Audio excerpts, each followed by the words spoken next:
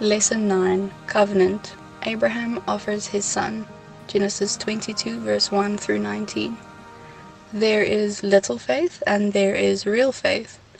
For instance, I have faith that the sun will rise tomorrow morning, just as it has risen each day for the past 6,000 years.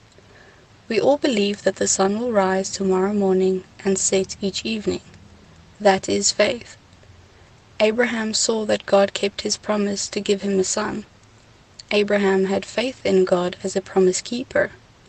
But then God called on Abraham to do something that required faith on a much deeper level. God called Abraham to trust him once again. Genesis 22 verse 2. And God said, "Take your son, your only son, Isaac, whom you love, and go to the land of Moriah, and offer him there as a burnt offering, on one of the mountains of which I shall tell you."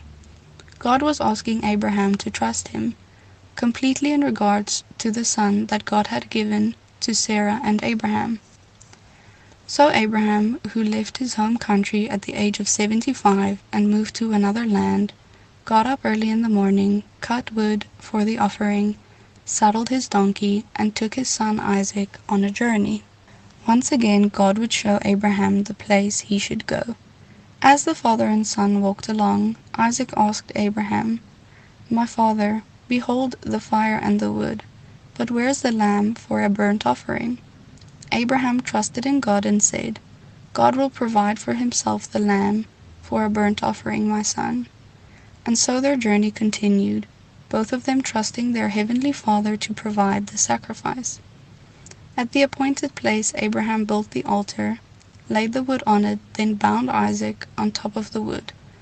With the knife raised, ready to offer his beloved son, the angel of the Lord called unto him from heaven, saying, "Abraham, Abraham, do not lay your hand on the boy or do anything to him, for now I know that you fear God, seeing that you have not withheld your son, your only son, from me." Just as Isaac's father had promised him, God provided the animal for the burnt offering. Genesis 22 verse 13 says, "And Abraham lifted up his eyes and looked, and behold, behind him was a ram, caught in a thicket by its horns. And Abraham went and took the ram and offered it up as a burnt offering instead of his son."